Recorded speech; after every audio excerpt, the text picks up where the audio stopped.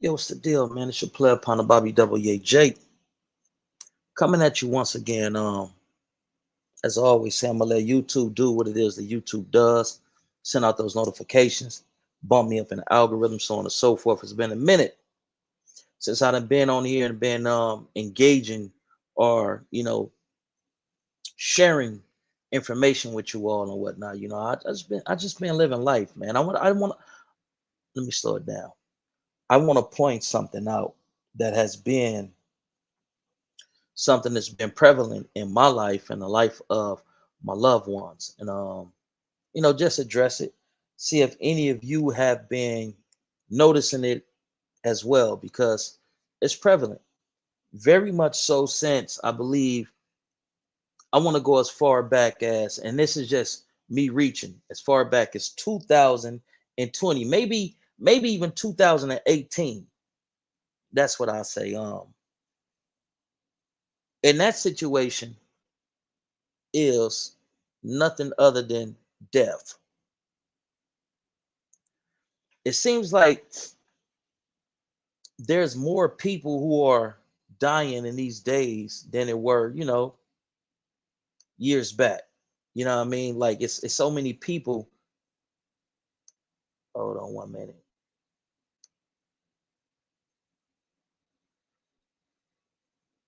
Hold on, bear with your player partner.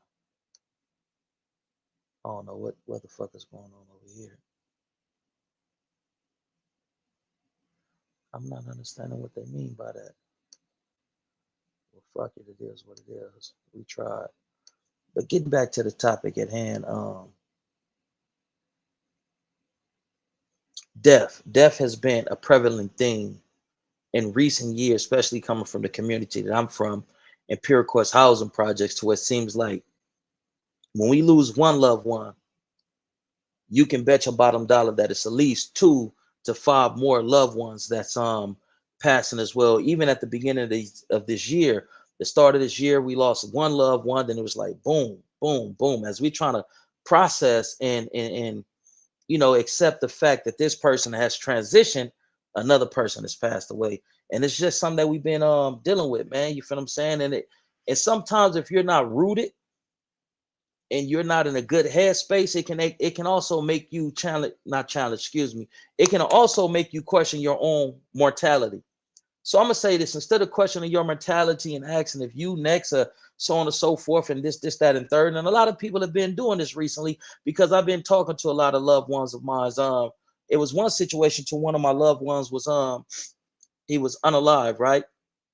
And at his candlelight, one of the homies, in his grieving process, he said, "Damn, cuz, am I going to be next?" And I can understand why a lot of people's thinking like that, man, because the presence of death is prevalent, it's everywhere. And it's not like one person, two people, so on and so forth. When we was kids, it was a rare occurrence that a person died. Well, people was getting unalive like a mother sucker back in the days. They was either been shot or unalive. There was a whole lot of shootings, and every now and then somebody would pass away, and they'd be like, "Oh, you heard whoopie whoop, got unalive, so on and so forth, and all that." But it wasn't as prevalent as it is now, and it's not necessarily unalivings and homicides that's claiming our loved ones right now. It's poor eating habits. It's improper decision making. It's a slew of things. But a lot of our loved ones is passing now because of food induced illnesses, diabetes, heart attack, hypertension, things linked to cardiovascular diseases and whatnot, that's linked to the food that we consume. And I just did a segment on this a few days ago. It's just, I'm just driving it home now. So when Trump and RFK get on there and say, "Hey, we need to get rid of these dyes because these dyes is linked to autism in kids. These dyes are linked to, and these chemicals and dyes is linked to neurological dysfunctions in babies, and they lead to this, that, and third." We got to start paying more of attention because we are the biggest consumers of these toxic foods that's got us checking out early. But salute to everybody that's chimed in. That's rocking with your player partner. I want to share some with you. And this ain't to scare you or nothing like that. I know that the topic is re-exploring cultural racism from Mexicans to black. It's big and gained. It's their culture. But I just want to, do what the spirit is moving me to do, to just prepare a lot of people to be in a mindset to deal with anything that's coming, man. Because in the Bible, Yahweh, God, in the Bible, it says, I am the same today, tomorrow, and forever. Never will my word come back to me void. Void means to be empty, lacking substance or completion, fulfillment. So when the God of the Bible is speaking like that, I am the same today, tomorrow, and forever. Never will my word come back to me void or empty or incomplete. You can bet your bottom dollar when we read scriptures like this in Revelations, and you can read it yourself. You know what I mean? Lead not upon your. Don't just go off what the pastor or the teacher or the mentor or the subject facilitator is going off or is reading to you. Man, research some of this shit yourself. Like, right? So I'm gonna be reading from Revelations. I believe this is 6:8. After I read this to you, I'm gonna show you something to let you know that the elite knows exactly what's going on, and they are the main culprits or contributors of our loved ones passing away. This is Revelation 6:8, and it reads as follows: And I looked, and behold, a pale horse. Remember the book by William Cooper, Behold a Pale Horse, to where he had foretold these atrocities and these corrupt acts that had befall man by the elite. And then he disappeared. Nobody knows where William, aka Bill Cooper, is. He just disappeared. He released a lot of information, and he was in a position in the military, if I'm not mistaken. He was part of the Navy or the Marines. He was either a Navy man or a Marine, right? But whatever branch of military he served in, this is the same branch of military that Christopher Donner's. Let me chill. All right, so I'm gonna be rereading out of Revelation 6:8, and it says, And I looked, and behold, a pale horse, and his name that sat on him was Death, and hell or Hades, and hell followed with him. And power was given unto them over the fourth part of the earth to kill with the sword, violence, with hunger, famine, and with death. That's diseases, hepatitis, HIV, AIDS, diabetes, coronavirus, cardiovascular diseases, so on and so forth, and with death, and with the beasts of the field. So Revelation 6:8 is telling us what we're going to be experiencing as that time gets shorter and shorter and shorter, and then all chaos ensues, and the book of Revelation is complete in fulfilling its prophecies. And I was just telling y'all about the book of Revelations. The revelation is to reveal, to give information, to reveal something, to show a person.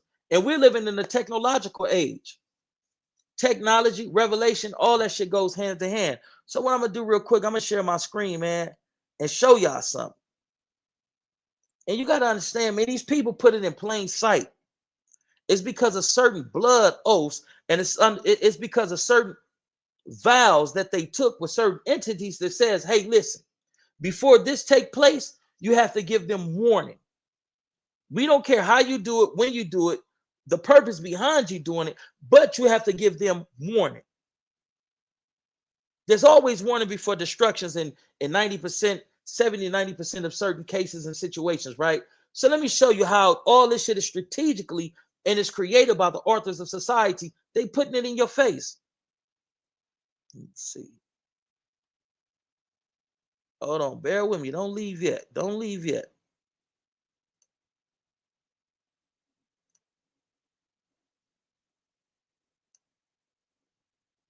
Now watch this. This was at the most recent Olympics. I just told you about the pale horse, and a rider who sat on him was named Death. When in the most situations, when you talk about the waters and so on and so forth, the waters is a representation of a multitude of people or people affected over a wide distance. So let's get into this. So you got the angel of death riding, galloping across the waters. So what that is, a lot of people are going to be affected by these situations that's pertaining to death. It's not just going to be centralized or localized to California, Watts, Los Angeles, the United States of America. No, a lot of people on the face of this earth is about to meet an untimely demise. Now watch this.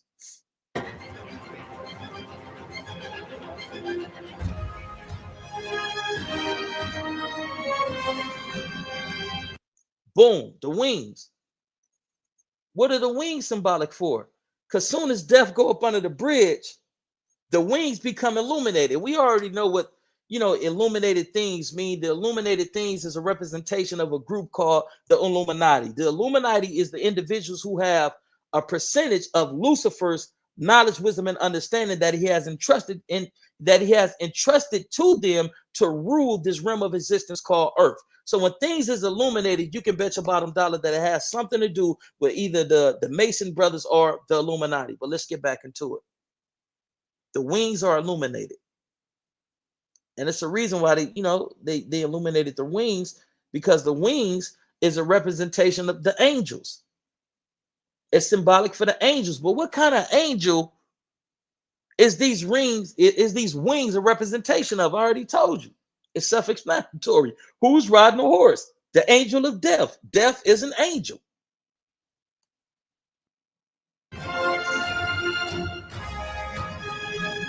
And also historically, part of the opening ceremony, whether real or a representation thereof, doves, symbolic of the hope of peace that comes with the Olympic spirit. That's a motherfucking lie. You got to always, when you're dealing with these entities and these peoples, you got to always be ready for the flea flicker. Those wings isn't a representation of doves and peace. It's a representation of death, destruction, chaos, confusion, conflict, and all that. They always try to hit you with the flea flicker, man. But a lot of us are woke, a lot of us is conscious, and a lot of us can see through their smoke screen, so on and so forth. So, without further ado, man, we're gonna transition into this content that I originally set out to make. Let me just close this out right here, man. Y'all be blessed, man. Y'all be blessed, man. And if you're in a position to, man, get closer to your family that's on the same frequency as you. Go get your kids. Go out and do some fun shit. Be spontaneous. Even if you only got $100 in your pocket, man, go find something to do that's engaging with your kids. If you don't got no kids, go get your nieces, your nephews. If you ain't got none of them, then find some kids in the community that you can go toss a football with, man. We got to do our part to put more love in this realm of existence, because in the Bible it says love conquers all. In certain instances and degrees and situations, we've been loving on everybody but ourselves as an individual and as a community. Start loving yourself, man. Get up in the morning, give yourself some positive affirmations. You handsome as a motherfucker. Man, your oratorical skills is impeccable. Man, big yourself up. Show love to yourself. And when you show love to yourself, it increases your self-esteem to where you can go out in society and show love to other individuals. We got to spread more love than hate, man. We got to find a creative and unique way to get the mind of the youth, the ones that they calling the YNs, and they're destructive and they're demonic. Nah, man. These is the little brothers and sisters that's supposed to be leading the way into our liberation. Because now is the time, the paradigms are shifting in our favor, but yet we're still holding on to the mind state and the philosophies, the teachings and indoctrinations of our oppressors, of our colonizers. Well, we gotta do away with that shit, man. But without further ado, let's get into the original thing that I wanted to get into. Like, you feel what I'm saying? Peace and blessings to everybody. But I was strolling through Facebook, and his brother by the name of Still Learning shared something that resonated with me. He said, Black politicians only have two rules to go by. Don't do anything for Black people, and don't punish white criminals. Like, damn, that's heavy. We seen that with Barack Obama. I also want to share this, because my mind, I like to see things from different perspectives and viewpoints and whatnot.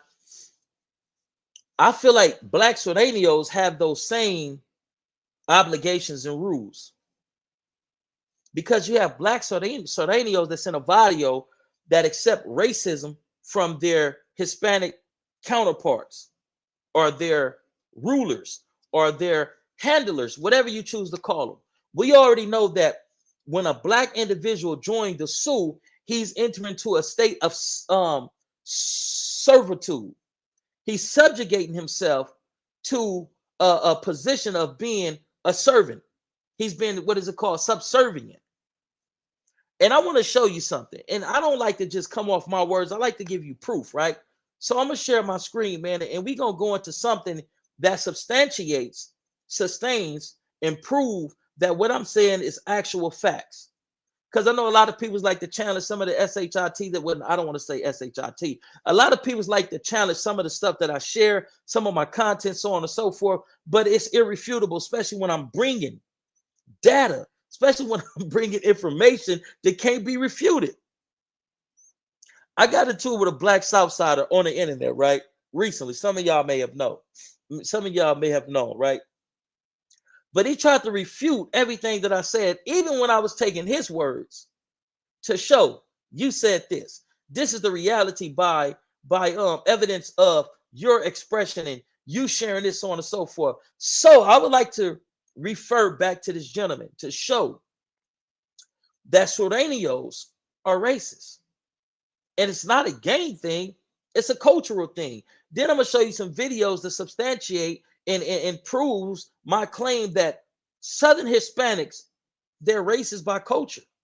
So it's bigger than Crip, Blood, Sureño, so on and so forth. They're culturally racist. But they do an amazing job at times at cloaking it, hiding it, and making it seem like it's something other than what it is. But without further ado, let me share the screen, man.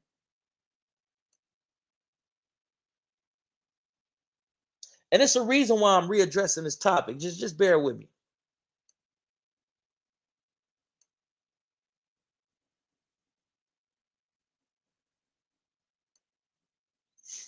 This is the guy. I'm gonna say his name because I'm not disrespecting the name. Neil Tazad. He is a black Sureño from out of the San Fernando Valley. And this video is called Black Southsiders Know What We Signed Up For. Now hear this out. He's admitting that the majority of Sureños are racist, and you have that small pocket coming out of Los Angeles that may be more welcoming because of their ties and connections with the black population. Mention it, Walter, it's just because I've already known the how lots can be condescending and act as if they're cool, but they're really low-key racist. Now, this particular Walter was like acting as if he understood the plight of the black Southerner and kind of put that narrative out there like nobody liked us. And I'm just gonna dispel that. At the end of the day, you will run into individuals that don't have no real love for you. They grew up in areas such as his where they don't have really any black fools, and when they do, there's always a certain sense of jealousy and a camaraderie and the hate of certain people. Now, I'm just gonna be honest. When it comes to being a black Southerner, yeah, you're up against it. You're always gonna be up against it, just due to the fact of who you are and who you run with. But as far as like us being victims, that's never happened. Like the only time you really see a black homie go out like crazy is usually it's the dudes from YA, because they got a train of thought like fuck all my enemies and I'm not listening to nobody. Like they're mostly wild, the YA babies, but that's pretty much any homie. But a lot of black homies were with that type of issue, and those are usually the ones that end up crashing out when they're dealing with individuals such as him. Now, what dude failed to explain is it's individuals such as himself that be sending homies like me on missions because they don't really like us in the first place. Like when it comes to the cities, Los Angeles have always. This dude, even though he tried to pretty it up and tiptoe around the subject without just coming straight out and saying it, because there would be dire consequences for a black, a part of the Sureño organization, to admit that there are racist practices, protocols, and procedures against their black members. So he do a lot of dancing around it and whatnot, because if he comes out and say, yeah, you know what, Sureños are racist, me as a black Sureño, I have dealt with this, and this, they'll get on his ass. He doesn't have that liberty. He doesn't have that clearance to come on here and really address those type of topics and hold the Sureños accountable for being racist against blacks when there's a common practice. Let's go into another video. And this is another black Sureño admitting that Sureños are racist.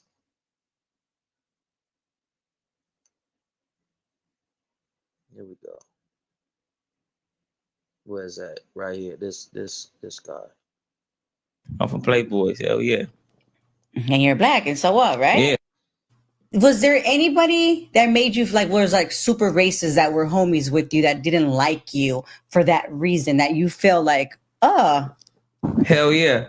Tell us about that experience or those feelings, I should say. Okay, my first time experiencing this is in the county. I had just made me a soup or whatever, so I'm right there washing my bowl, and we get new guys to come in, boom, and then the homie Magnet, I'm gonna shout him out. The homie Magnet from EMF, he see me, he come in, boom, and then the homies like grab his bag or whatever, and he like, where our sinks at? Like, so he could wash his hand. And they like, oh, it's right here. Like, this our sinks. This fool look, and he see me washing my bowl, and he look back at the homie. He like, what the like what the why this black fool right here? Like, like why the, you know? Uh-huh. And then they like, what the this fool for Playboys? Like he a homie. Boom. So I dry my hand off, whatever, and I bang the hood like, I'm for Playboys, badass. He like, Magnet. Monte Flores, boom, left it like that. But like, I swear to God, this fool would not say nothing to me. Like, I wouldn't say nothing either though, because I already know that little, I felt his little vibe. But he see me in the county, like after he see me like fighting, like I'm standing on business, I remember like one day he told me like, I ain't gonna lie, fool, I like your black ass. Like, I always get that. They gotta like fill me out first. Yeah. How does it make you feel though? Them doing that? I think it's pretty fucked up. Yeah, it is. Cause I'm right here like putting it down. Yeah, and I'm a whole different race. You know what I'm saying? You supposed to be like having my back. Like, this fool got some balls. Like, he came over, like, what the? Yeah. They don't. So man, this is crazy. You're watching this? That's just fucked up, guys. Yeah, that's fool. I'm from Playboys, yeah. He admitted that the racial politics and procedures that's executed against black Sureños is fucked up. This ain't me. This ain't Bobby Ye coming on here and saying, oh, Sureños is racist against blacks. And not only are they just racist against blacks, they're racist against their black members. This ain't just me saying it. This is me saying it by corroborating it with actual black Sureños who's telling you, hey, these guys is racist. There's racist politics, there's racist procedures, there's racial protocols against us. But a lot of people is going to take this out of context, right?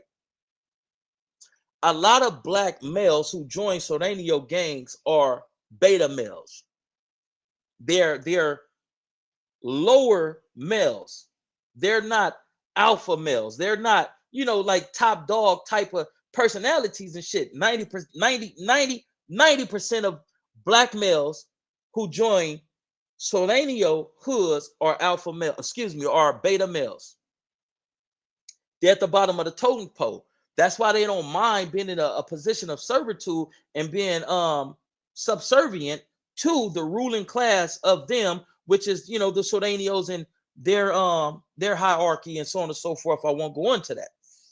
But there was one black who was an alpha male who stood on business and said, no, homie, I'm not taking no racial disrespect because I bled for this. I sacrificed for this. I went through hell for this, and you're not going to disrespect me and come at me with no N-word type business.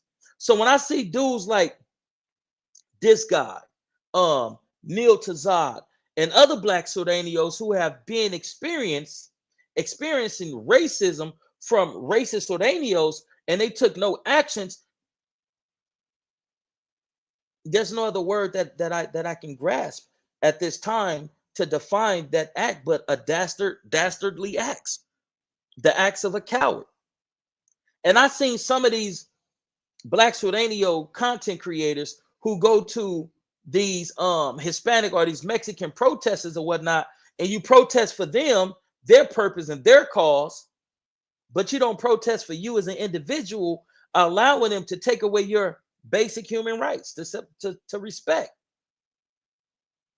So you have sacrificed the civil rights and the human rights that the likes of Martin Luther King, Malcolm X, and a slew of other Black activists has died for, just to fit into an organization that subjugates you and treats you as if you're a second-class citizen. That's crazy to me. That's crazy to me. And it's like I say, it's a reason why we're doing this. I'm going to show this last video about an actual, and shout out to him, about an actual Sureño that stood on business. Remember when I told y'all a lot of the Blacks who joined the Sureño organization, they're reminded that they still nigga. They name them Shadow, they name them Blackie, they name them Darky, Negro, Moreno, Midnight, Demon. They name them all these semi-derogatory terms and names to remind them that you're still an N-word. So when he was able to prove himself to the cat Magnet from Elemente Flores, which is a racist gang that doesn't like blacks, but when he was able to prove himself by being a torpedo or a go boy, a gopher, when he was able to prove himself and finally got an attaboy from Magnet, he reminded him that he was still a nigga. Oh, fool, I like your black ass, fool. What? Like, when my Mexican homies do some gangster shit, I'm not gonna tell them, hey, fool, I like your tan ass, or hey, fool, I like your Mexican ass, or Latino, Hispanic ass. No, it's good shit, Heedy, on the Renadills. Man, that was some solid shit, heard. Why do I have to remind him that he's Hispanic if we embrace him wholeheartedly like he one of us? Ain't no motherfucking color line. It ain't no race. But let's get to a Sureño that's unlike this guy and these other young Sureños who get on the internet and say they're big, tough guys and this, that, and third. But they also get on the internet and talk about how they have endured and how they have accepted racial practices, procedures, and protocols to be executed against them, and they sat back and did nothing. Let's get to a solid ass Black Southsider that has stood on business and wasn't going for that shit. Hold on, let me stop this right here. We're gonna get into some content. Bear with your player partner, man. I'm going somewhere. Just rock with me, baby. We going somewhere. We going somewhere. This ain't in vain. I ain't just getting on here and just ranting and raving and all that. It's a purpose. It's an objective attached to it. I ain't gonna show the whole thing. I'm gonna just go to the Black Southsider analyzed a member Black Southsider analyzed a member of his own gang for being racist to him. The story of Sombra. Now he stood on business. Williams, also known as Sombra, is a Black Southsider from the Monrovia Nuevo Barrio gang. There's a big misconception that Sureño gangs don't allow Black members. But in reality, a large percentage of Latino gangs had Black members, especially from 1970 to 1990. And until this day, many barrios have a handful of Black members. Demographic shifts and heavy prison politics pushed forward a lot of racial strife between Black and brown gangs, which reached a peak in the 2000s, thus making Sureño gangs less mixed. Monrovia Nuevo Barrio is an Hispanic gang based in Monrovia, California. In the 2000s, Monrovia Nuevo Barrio was involved in a racially charged, extremely volatile war against the Do-Rock Crips. In a period of about 18 months, there are about 79 shootings between Do-Rock and Monrovia Nuevo. The partygoers split into two groups, with Gabrielle not associated with the gang because the siblings of Monrovia. Angel was a member of the Monrovia gang, who at the time did have some white and Black members. Gabriella did not associate with the gang because the siblings had different friends. The partygoers split into two groups, with Gabriella's friends mostly hanging out in the patio and Angel's friends congregating in the alley. The party was mostly attended by Hispanics, but a few Blacks were present. Many MNV gang members attended, including Derek, Jorge, Teddy, and Ernesto. A few hours after Jorge got to the party, Sombra arrived in a light-colored car. He parked off to the side in the alley. Sombra was an OG MNV gang member, and his nickname Sombra, which is Spanish for shadow. Sombra said hello to some of the gang members in the alley and headed toward the house where some of Gabriella's friends were congregated. Sombra walked up to a group that included Joseph, Amanda, Shannon, and Gabriella's older brother, Jose. No one in the group knew Sombra. Sombra then asked Joseph for a cigarette and was given a Marlboro Red. Joseph then left because he did not know Sombra and he felt awkward. Amanda and Shannon also felt uncomfortable. Eventually, all of Gabriella's friends left Sombra to go inside, which offended Sombra. Amanda tried to defuse the situation, but Sombra appeared to be getting angry. Gabriella went over to Sombra and asked if he was looking for his friends. She indicated that Angel's group was in the alley. Later in the evening, Jorge saw Ernesto and Sombra standing in the alley in a confrontational way. Teddy then witnessed Ernesto call Sombra a racial epithet. Ernesto threw his arms up at Sombra in a challenging manner, then turned away from Sombra. Sombra then pulled out a gun and fatally shot Ernesto once in the back of the head. After the shooting, everyone scattered, except for Gabriella, who was in the house and ran out to the alley. Initially, she thought the gunshot was a loud firecracker and assumed her brother was setting off fireworks. Gabriella then noticed Ernesto's body laying on the ground near Sombra's car. She thought that Ernesto was drunk or had gotten in a fight. Sombra then got in the car and tried to leave, but Ernesto's body was behind his left tire and blocked him from driving away. Sombra then tried to back over the body with his car. Gabriella tried to unsuccessfully revive Ernesto, so she banged on the car and yelled for Sombra to stop driving because there was a body behind his car. She then screamed for someone to call the police. Sombra told her not to call.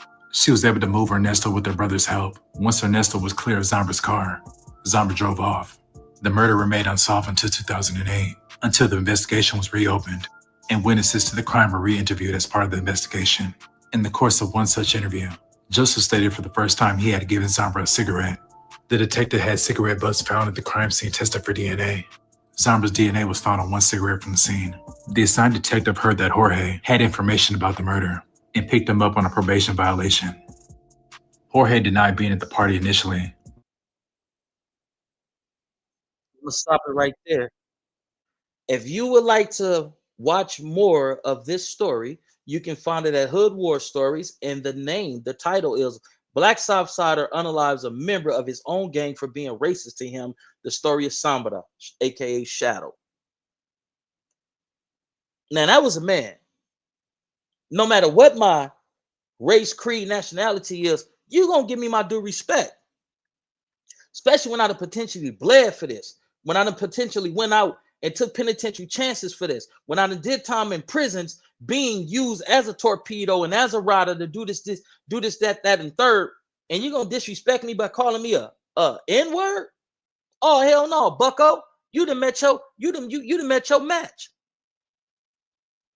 See, him being a youngster and trying to replicate what he see his older homies do, he ran into the wrong one.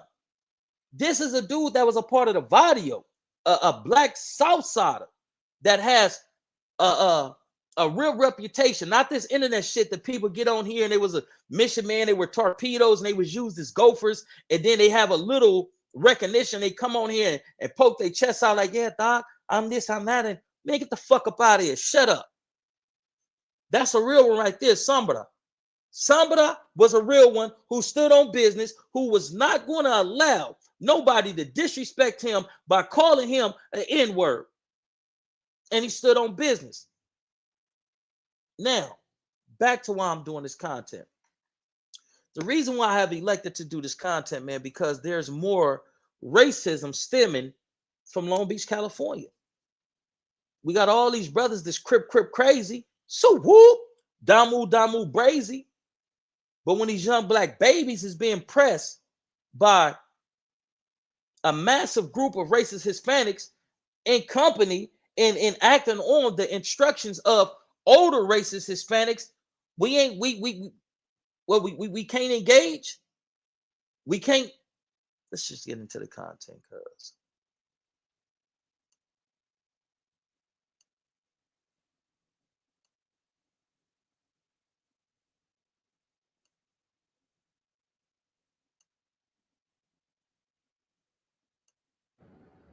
Hey, family. This is the voice of Najee Ali, your community activist here in the city of Long Beach. And I'm with a parent whose son was viciously beaten in McDonald's by a mob of at least 15 Latino students who attend Long Beach. But do you notice? The young brother was beaten by a mob of at least 15 Hispanic students. But the only thing that look like is wrong with him is his hand, is his hand for defending himself. So they ain't do too much. But the fact that they did do what they attempted to do, that's a problem right there. But it shows that we have the strength in comparison to other races and whatnot. And this ain't no disrespect, as I have always said, and I'm using science to substantiate and sustain what I'm saying. Our muscle density is more than other races. Our bone density is more than other races.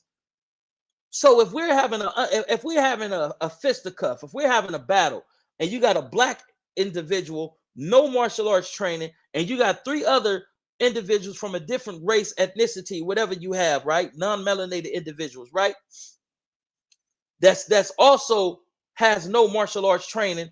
The black dude is gonna come out on top in 90% of the cases and situations. There was a Northaniel brother that came on here, and he said that he had a reputation for fighting blacks, and he was victorious in most of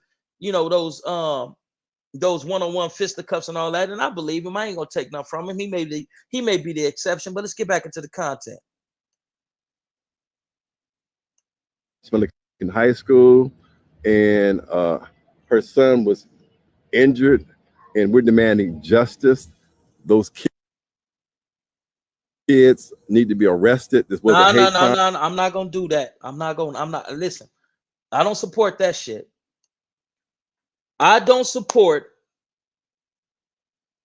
am not in favor of incarcerating youth unless they did some outlandish shit. They just went over the top. Them jumping this young black boy, I don't think that it's an offense for them to be incarcerated over. I don't think that it's an offense for us to work in tandem or in conjunction with law enforcement to resolve. Us as a community need to come together, figure this shit out, and start holding motherfuckers accountable. I'm not in favor of these kids going to jail. I'm not in favor of more mass incarceration of the youth. Nah, fuck that. I don't stand by that. I was a misunderstood and misguided youth that a lot of times certain shit that I was engaged in was for survival or being miseducated.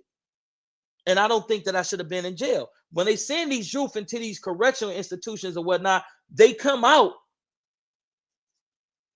more inclined to commit more crime. So it has to be a better way at resolving this shit other than locking these kids up. The little brother's still alive. They ain't do too much. So I'm not in favor of locking them up or working with law enforcement. No, fuck that.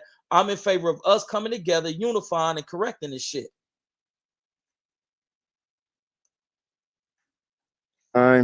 But I'm gonna let the mom tell the story of how much racism happens here. Don't start tripping now, cuz. At Long Beach Dominican High School, as well as what happened to your son at McDonald's. So we're not going to say his name, but can you tell us your name and this horrific story, please? Okay, so my name is Imari, and apparently Milliken has been having a problem with the Hispanics on their campus, and the black students are no longer able to use the restroom in the 800 building or in the 1100 building. So when you say a problem, you mean racism? Yes. So apparently they have been jumping the black students when they walk into the 800 building, into the restroom in the 800 building. So you're saying black students can't go to the bathroom without fear of being jumped on by Latino students? Yes, I walked into the campus this morning and I seen a huddle of black students talking about how they need to walk in pairs, how they have to have a buddy system to go into the 800 building. Oh my God. Just keep your head down and just keep going. And half of them are talking about how they don't even want to go to the classes in the 800 building. That's so horrific. And I saw a video that's gone viral with your son being mobbed by at least over 15 Latino students at the McDonald's across the street from this high school. Can you share about that? So apparently, I guess one of his friends yesterday got into an altercation with one of the boys, and it was literally just those two. The Latino boy then went to the bus stop and called the rest of his friends or uncles or whoever they were. But it was maybe about 3 to 4 students that attend Milliken, and the rest of them were adults or other students that don't go here. So we had grown people beating up your child. Mhm. How old are you, young man? 15? 16. What grade? That's horrible that grown racist people are jumping on black children, black students. The So worker at McDonald's sat there and told me to my face, he was like, and I understand that I'm Hispanic. Guess what? He was like, but your student coming here all the time. He don't have no problems. And he was like, he had to step in and he had to help him. He protected him. well, that's a blessing. And I said that at the end of the day, we're not anti-Latino. We're just anti-Latinos who are racist against black people for no reason.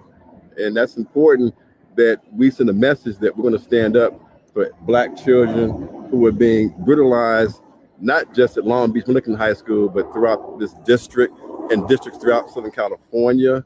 So I just wanted, my social media family to know that we are going to be supporting and advocating.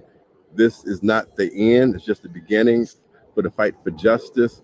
We do plan on attending Long Beach Unified School District's meetings, as well as calling for a meeting with the school principal with black They all know leadership. about it. Yes, and they're going to know more about it, now that I'm involved along with my fellow colleagues and social justice activists.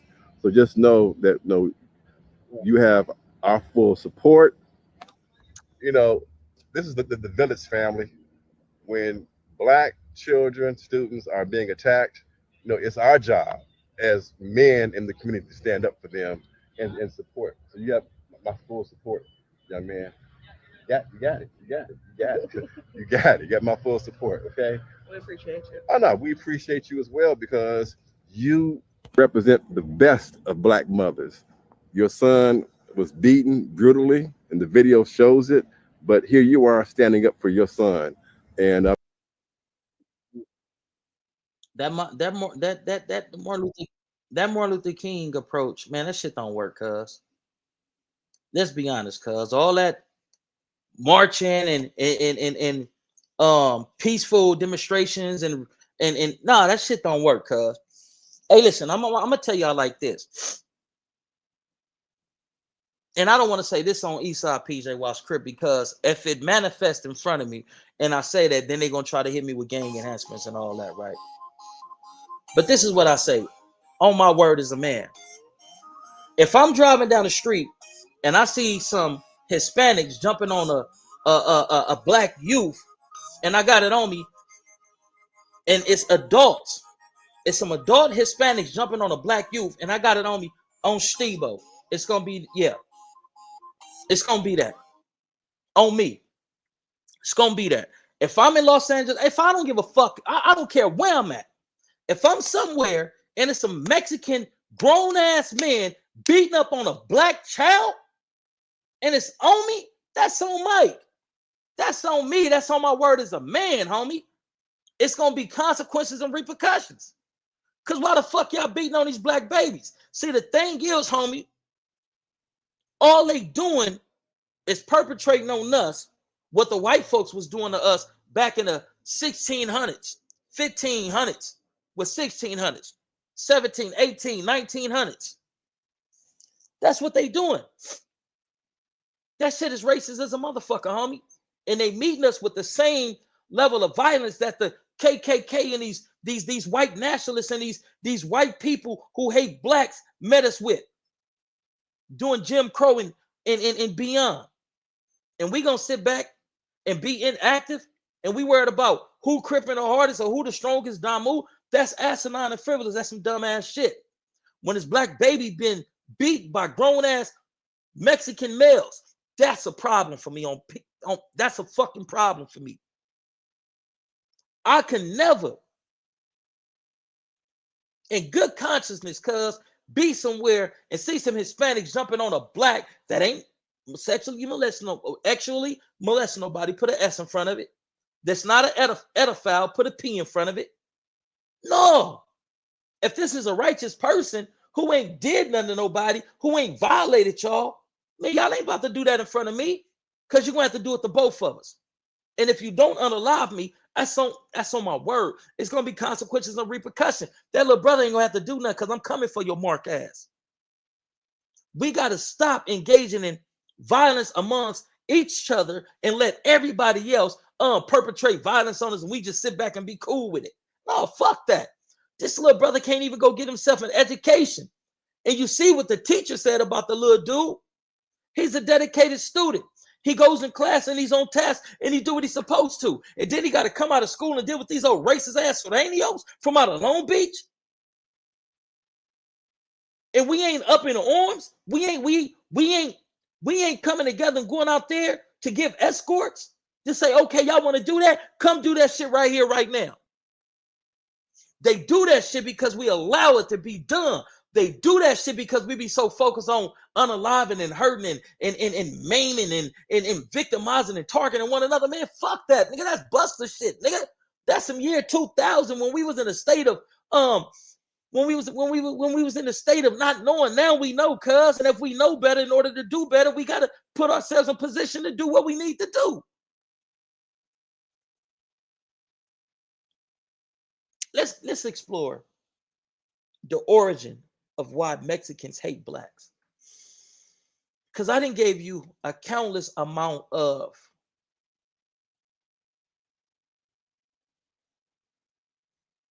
examples. I done presented you with an abundance of evidence that they don't like us. Some of y'all are still going to be in that state of mind of, what is it called? Cognitive dissonance. Oh no, it ain't that. That's just in Long Beach. Do you not know that when there's injustice inflicted on any one of us anywhere, that's an injustice inflicted on all of us everywhere? All for one, one for all. That's how everybody else move. We need to get on code, cuz, on Crip. Let's get into this content, man. The origin. And this ain't from Bobby Ye. Because, being that I call out racism from him, they say, oh, he's a racist. Why? Because I'm calling y'all out on y'all bullshit. But let's get it from your people and the words of your people.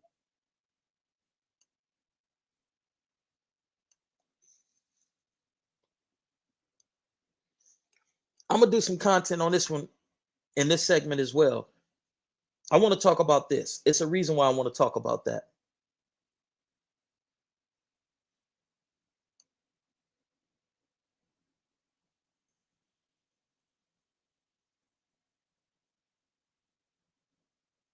Hold on. The hating darker skinned black people, whatever. It was normal. I was raised, as I mentioned in another video, the hating darker skinned black people, whatever. It was normal. I didn't, as a child, as an infant, as a younger teen, preteen, I never said, oh, this is wrong. This is normalized. We fail to see one very important, and in my opinion, the most important detail, which is we hate you because we hate ourselves.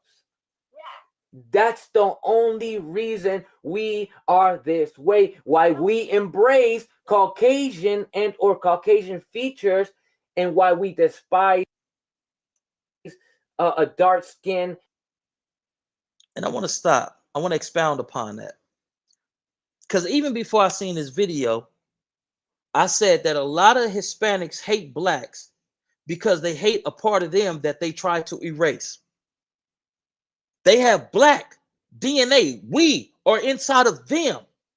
But they hate it so much because they want to be more like their European conquerors. They want to be more like the conquistadors, the individuals that came over there and conquered them and raped and pillaged the land. They want to be more like them.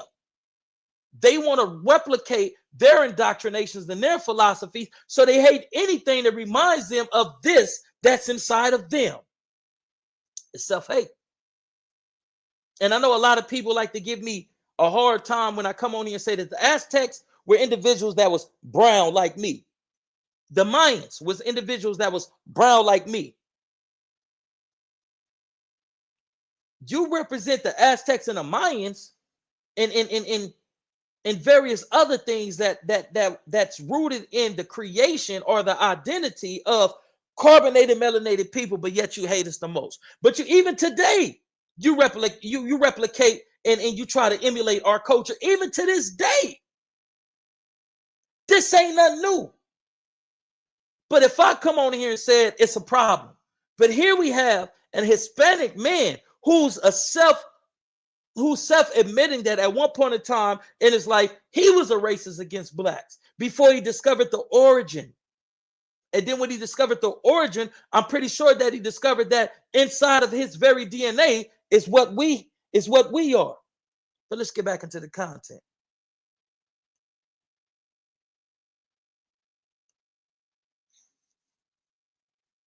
And or African features because we hate ourselves. And I've seen also in one of my prior videos, or both really, Mexican people enter the chat and express, whoa, black people this too, they did it. And I say this to him, and I want to say it on video because I feel it's important and it is the key to solving it. We as Mexican people should not be doing this, pointing at what the issues of other people and how they go about whatever it is that they go about. The solution is not to point fingers. That adds on to the problem. The solution is to fix our internalized racism, which is why I created that piece of dialogue of, look, we are culturally racist. I'm bringing it to the attention of us because we need to fix this. We can't be focused and or concerned with other people in this particular case and how they deal with racism and or internalized racism when we are suffering from it. We cannot tell black people, oh, look, you do this to us. They do that, whatever it is that we're pointing out about them, they do that as a reaction. It's just miscommunication, misunderstanding. We do that. Yeah, they do that as a reaction to the fact that we are culturally racist, and more so than anything, to be more specific, colorists. Right? So, and we are colorists not because we necessarily hate black people. It's we hate ourselves so much, and it's due to the fact that we are only the product of the fact that self-hatred was passed down generation after generation. The people that have colonized us, in our particular case, the Spaniards, the people that have colonized us, ethnically cleansed us, and forced us to assimilate into their ideologies and dogmas, we think like they now.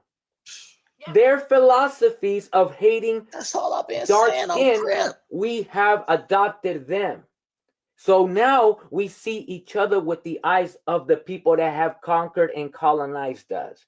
We are only seeing each other with their eyes. So that is the problem here. That nigga just cooked. Oh, crap. In order for me to make such a, Cuz just cook. I don't give a fuck what nobody say. Cuz just cook. Cuz just basically secondhand motion everything that I've been saying, cuz on PJ Crip. That was eloquent. That was real. It's rooted in facts, and that was just amazing. But hold on, let's get into a few more. Mexico is extremely racist. So we have what are like Guatemalans, even to its own Mexicans. So you got to remember, Mexico was dominated by Spaniards. The only reason I look the way I look is because I'm 65% Spaniard. Yeah. Mexicans, like real Mexicans, or which is known as Mexica, not Mexico, Mexica, are 5'4", super dark with big noses and the heads pushed back. Aztecs and Mayans, like Indians, Yes. Well, we're natives, right? Yeah. So we're blended. So the reality is, in Mexico till this day, if you are not light complected, somewhat tall, you're frowned upon to this day. And by the way, they're very open about it. It's not like it's a secret. It's not like it's a hidden. Yeah, you're short and you're dark, and we don't like you. So the fact that it's so funny to me that Mexicans cry racism when they practice more racism in Mexico than America practices on anybody else. Just so you know, Man.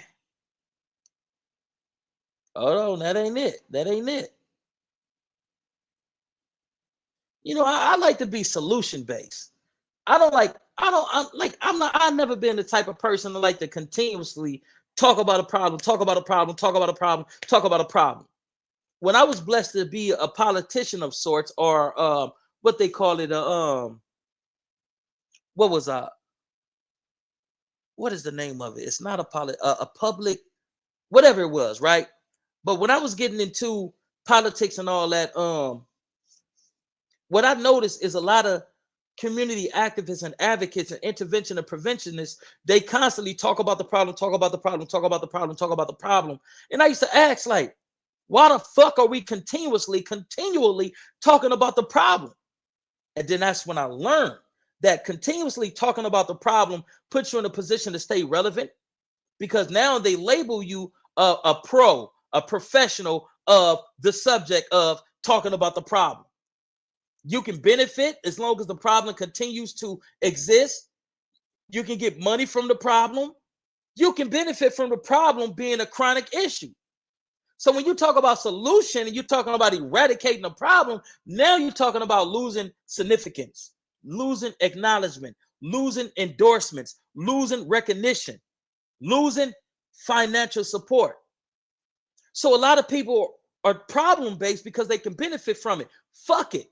If this problem is detrimental to the community, let's clear this shit up. Let's be pro the people instead of pro the problem. So, like I have said, I have always enjoyed being solution based, because if you're effective in creating a solution, then they're going to create. Then they're going to associate your name with being the type of problem. With being the type of person that can resolve problems. We don't have to continuously eat off the problems that's plaguing our community when we can be solution based and we can eat off creating solutions.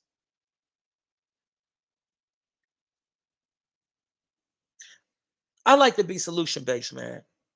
And it's time for us to start resolving these conflicts. But there's two ways that you do it. You do it through, we we'll get into that later. Cuz let me show this video right here. This is some heavy shit.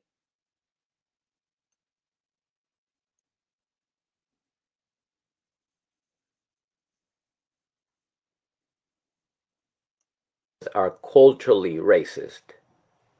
Explain. A lot of people don't understand when I say that Mexicans are culturally racist. They think that I'm calling us openly racist. We are culturally racist, and this is how. Part of our culture is to frown upon dark-skinned people. It's been passed down to us by the Spaniards, by our colonizers, by the people that conquered us, taught us that dark skin is inferior, light skin is superior, and things of that nature. We were taught that. It was passed down to us, meaning it's part of our culture. We are culturally racist in this aspect. That doesn't mean I go out in the streets and want to hurt black people because they're black. Right. It means that our teachings, the way we're raised, is that we are raised to subconsciously believe that dark skin is inferior and light skin is superior. My grandmother was visiting one day from Mexico. She's never lived in the United States. She has no idea what life is out here. When she comes for a couple of weeks, doesn't really go out. She just comes to visit the family and then leaves, typically. That's how it works. So another element in our Mexican culture is Univision News, or the Univision channel. That channel is run by white Latinos. The ideologies and subliminal teachings that they teach is very similar to Fox News, white supremacist-ish. They make efforts to depict dark-skinned people as criminals, meaning that whenever they even bother depicting or sharing news about dark-skinned people, black people, is when they do something wrong, when they commit a crime, a murder, etc. But yet, when they want to mention anything that has to do with light-skinned people, specifically white people, is to depict them as them doing good deeds around the world, feeding the homeless, etc. You get it. Univision News is part of our culture. It's in our everyday lives. Not mine, but culturally as a whole. It's a part of our culture.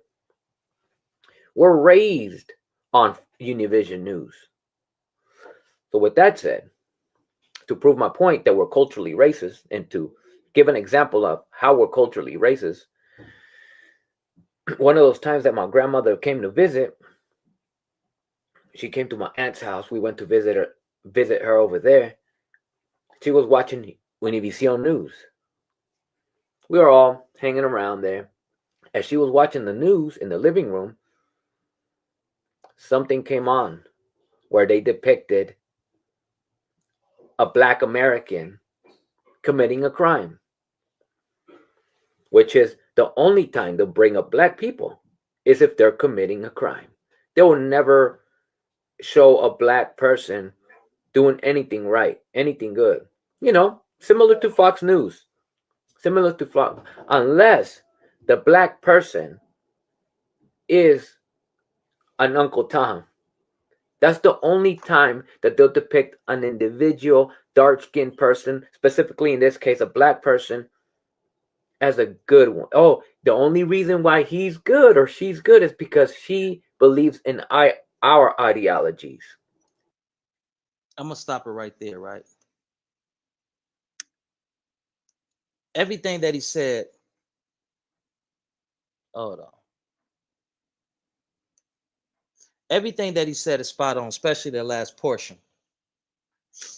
The only time Sorenios or Hispanics acknowledge half-ass respect the black is when he's singing a song that's tuned to their liking.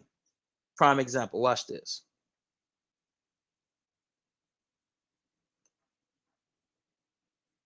Oh shit. Hold on. I want to show you this coon ass nigga. And he's a closeted homosexual. He and I got into it, and I'm not saying that he's a closeted homosexual to create a smear campaign. It's just when I got into it with him, a person that's related to me said, "Oh, I know him." That's so on and so forth. I used to talk to him and text him, blase, blase, blase, blase, blase. This dude right here. Check out this coon ass nigga. Mexicans using the N-word. I want to know, is that offensive to the black culture, or is it more like a brotherly endearment term? It depends. See, the thing is, cuz isn't qualified to even address this topic with this Hispanic guy. You don't have the credentials. You don't have the track record. You don't have the expertise, the knowledge, wisdom, nor understanding to go on there and tackle a issue that's as big as this. You're not qualified. You don't have it. So for you to come on here and say what you said, and I'm gonna play it right now, you're not qualified, bro. So everything that you're saying is invalid because you don't have the expertise nor experience to come on here and talk about inner minority racism and things that derive from the racial tension between Hispanics and blacks. He's a coon ass nigga. Check him out. Depends on the hood you grew up in. If your hood had blacks and Mexicans, we struggle with the same thing. You know what I'm saying? Yeah. Cops pull us over. You know what I'm saying? We go through the same struggles and stuff like that. That aspects of life. In the hood, we struggle together. In the hood, we play together. In the hood, we family. In the hood, the fruit truck come by. You know what I'm saying? We buy from a fruit truck. in the hood, the corn man come by, we buy from the corn man. It's so we're so relatable. Okay. So I feel like if you grew up in the hood, you got that pass. Mexicans using the N-word. I want to know, is that offensive to the... This is what I'm going to say, right?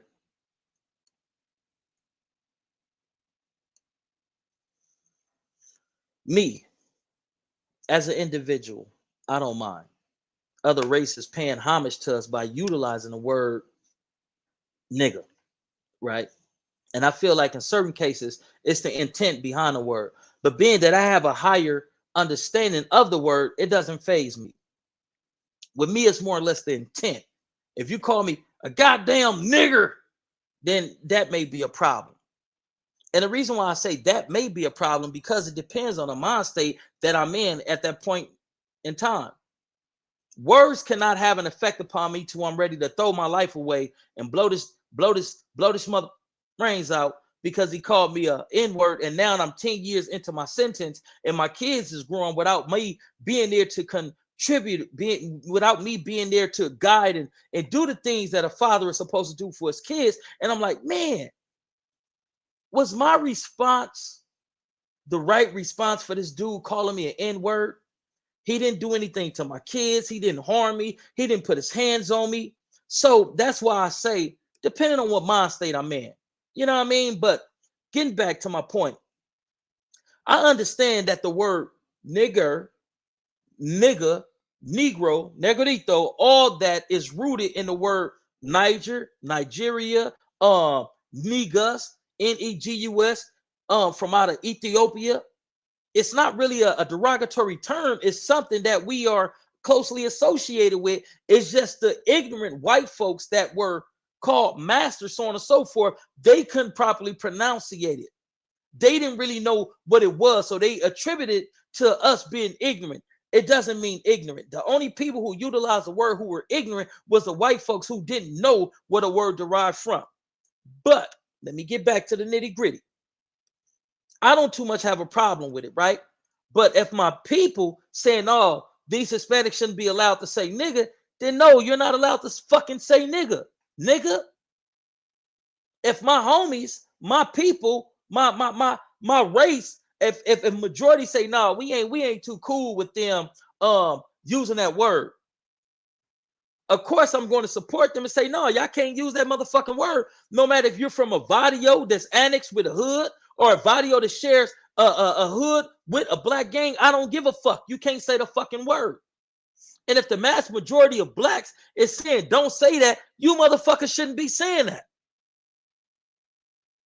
And one thing that I will also do, I would explain, I would elucidate to my people the origin of the word nigga, negro, Nigeria, Niger, niggus, Negus, which means royalty, king.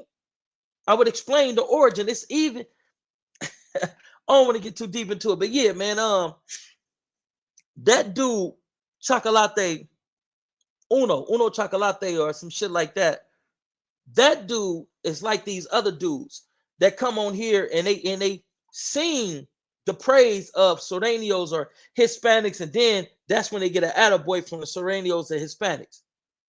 C-Mac did that bunk shit. Oh yeah, cuz 5-5. The essays, cuz. Oh man, I was eating Southside spread, man. I'm like, yeah, cuz on 5-5, cuz. Yeah, on cream. I wanted some of that Southside spread, man. Shut your stupid ass up. For those of us who have been in the county jail, we know that them, no disrespect, but them Southside spreads don't be looking very appealing.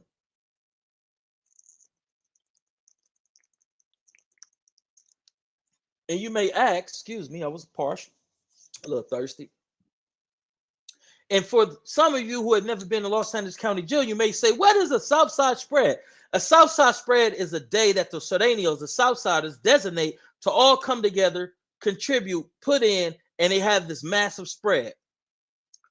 Me, I have never had a desire to eat a Southside spread. I have never had a desire to eat a spread from a Southsider, because the way that we prepare our foods look extremely different from the way that they prepare their foods. The way that I like my spread, a little drier, not necessarily dry, but a little drier, not too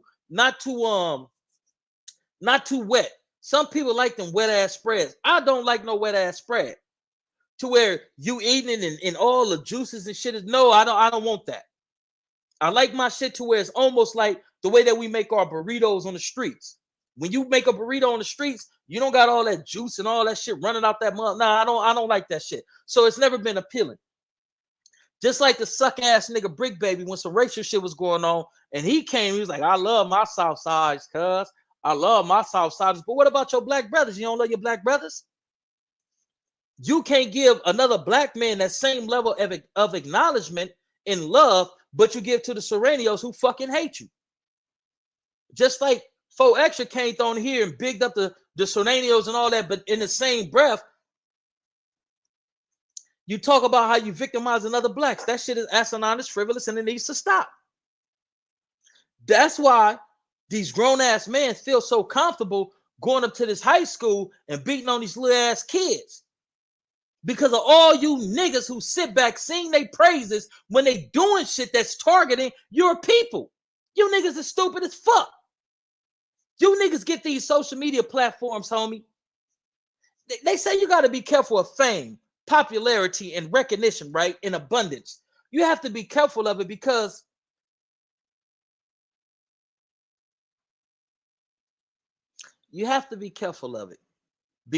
it'll have a kitten feeling like it's a lion. You got these motherfuckers that's really not in a position to lead, advise, guide, or none of that. Some of these individuals have mental health disorders, and it's evident by the way that they get on here and engage in this tomfoolery. In a way that they discredit and put down their own people.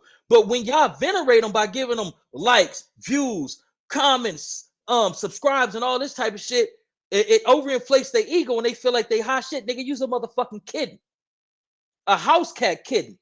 Not a lion kitten, nigga. You not even a lion. You're not even a fucking tiger. You're a fucking domesticated house cat kid. But being the motherfuckers is giving you recognition and co-signing your bullshit, nigga. You feel like you's a motherfucking jaguar, lion, or a tiger. Nigga, sit your pussy ass down, nigga. You's a house cat, nigga. You being domesticated, nigga. There's nothing wild about your motherfucking existence. Yeah, you can get on here and you can say some disparaging things against another brother and degrade a woman or women and all this type of shit, and you feel like you a big cat. Nigga, you's a motherfucking domesticated house kid. Nigga, sit your stupid ass down. We got to stop supporting this bullshit. One of the brothers said something about Reconstruction. That's what we got to be on, cuz. We got to change and rearrange this shit. And all skin folks ain't kin folks. Some of these motherfuckers is going to be cancerous to the movement, and we got to get them the fuck away from us by any means necessary. Now is the time for us to start separate from all these old busters, these snakes, these motherfuckers that stagnated, these motherfuckers that want to abuse kids, these motherfuckers that want to degrade and belittle our women. Nah, fuck all that shit, cuz. We can't talk about Reconstruction and addressing things that's really, really important because we still got to address this low vibrational bullshit, cuz. Right now, we should be talking about putting money together for those who's going to choose to stay here in America, right? We should be talking about pooling our resources, our networks, and bringing money together to go purchase massive acres of land and start building our own communities to where we're not tolerating that type of shit. If you think you're going to come into this community that we purchased and we built with our bare hands and bring that destructive way of thinking and existence here, oh no, we got another thing for you. They're going to find your ass 20 miles out missing. Well, not missing, because if they find you, you ain't missing. But your ass going to be missing. And when they find you, you're going to be decomposing. Yeah, we're going to get somehow, some way, miraculously, your ass will be removed from our community because we cannot allow that level of toxicity and poison to infiltrate our community. If you can't come and you can't love on this, don't bring your ass around us. For those of us who choose to stay in America, when we start building our own communities, don't bring that shit here. Keep that shit out there where niggas do what they define as nigga ass shit. If you want to be a demon on demon time, then stay the fuck away from our sanctuary because you'll come here and miraculously something bad, something tragic and unfortunate happened to your mark ass for coming over here trying to spread that toxicity. We gotta get away from these low vibrational ass niggas, cuz. We gotta start buying our own land, creating our own towns, our own cities, and being self-sufficient and independent. And some of you may say, every time we do that, they come and they destroy it, they do this, and well, we need to think outside the box. We need to start having more think tanks on how we resolve some of these problems that's been plaguing our communities for too motherfucking long, cuz. But that's my time, man. I'm about to get up off this thing, man. I have to come on here and I have to, you know what I mean, share some information and all this and all that, man. And let y'all know your player partner is still mentally coherent. I'm still alive. I'm still here. And I'm still going to, you know, continue to fight and be a vocal individual for our people, man, for the upliftment and the betterment of our people. You feel what I'm saying? So I'm about to get off this thing, man. I'm going to come back and drop some more content a little bit later. I want to talk about President or Captain Ibrahim Traore and how America is staging a coup or a civil war. They're trying to get him up out of there. You know why they want to get him up out of there? Because he refused to sell out his people. And a lot of leadership in the African American community, as well as the African continent, on the African continent, a lot of those countries, they willing to sell out the people. If you invest in the people and the people are all on one accord, homie, you're creating a utopia for yourself. But when you sell out the people and you let these Western influences to come into your community, buy you off and be a disservice to the people, now you got confusion, chaos, disunity, dysfunction. You got all this shit that can be rectified if we just come together, get rid of the bad leadership. There is, in the Bible, it says something to the effect of, there is no peace for the wicked. So if we have wicked leadership, you wonder why our communities don't have peace, because the leadership don't have no peace because they wicked. Let's get rid of them individuals. Let's separate ourselves from these motherfuckers. Just like in which book is it? It's not Genesis. I want to say Genesis, or maybe it's Exodus. But it's a book in the Bible. It's a story in the Bible to, I believe it was Abraham.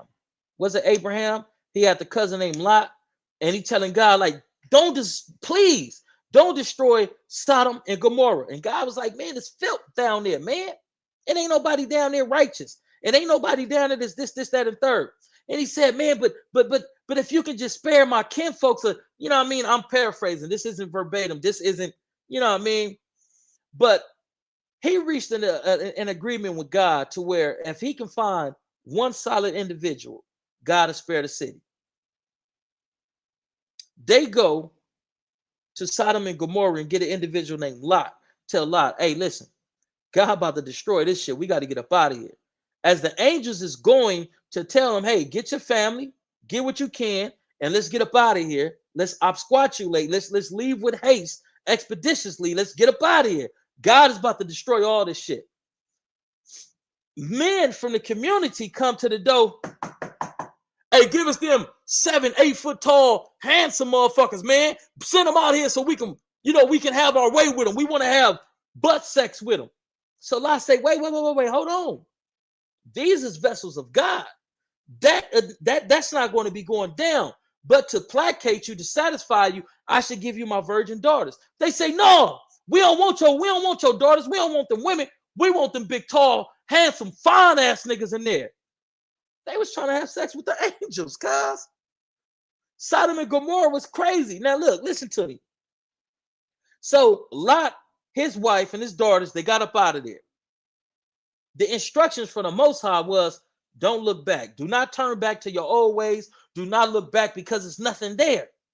Continue on your journey. Stay focused. Stay focused on what's ahead of you versus staying connected to what's in back of you. That's in back of you. That shit is gone.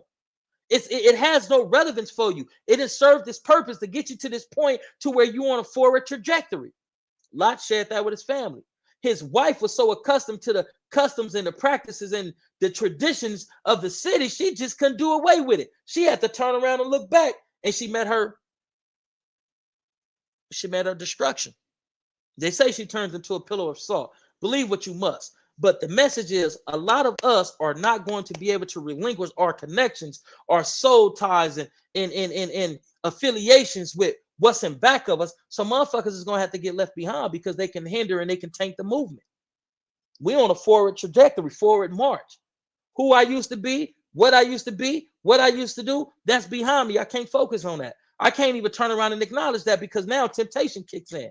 You turn around and you acknowledge it, and now you remember that fire dick sucker. Oh, excuse my language, my daughter in here. Now you remember that female that used to do all type of crazy things on the thing. Or you remember those days we used to toot that pot and how I used to make you feel. What you turning around looking back for? Forward march. A lot of people are not going to have the ability to not turn around. When they turn around, and if they indulge, now it's hindering and it's contaminating what we're moving and what we're building forward. So that's my time, man. It's your player upon the Bobby WAJ. I apologize that I couldn't get into the comments, man. I appreciate all y'all commenting and supporting your player partner and my platform and all this and all that. Without further ado, man, I'm about to get up off this thing. Y'all still be blessed, man. Too black, too strong. We all we need. We all we got. Let's live in peace before we be forced to rest in peace, cuz. And there's so much shit going on in life today, man. I want to share some more stuff with y'all, but what I'm gonna do, I'm gonna just double back with another video at some point today. Y'all still be blessed. God bless y'all. And if ain't nobody told you today, man, I love y'all. You feel what I'm saying? That just is what it is, and it's gonna be what it's gonna be. Y'all still be blessed. I'm gone.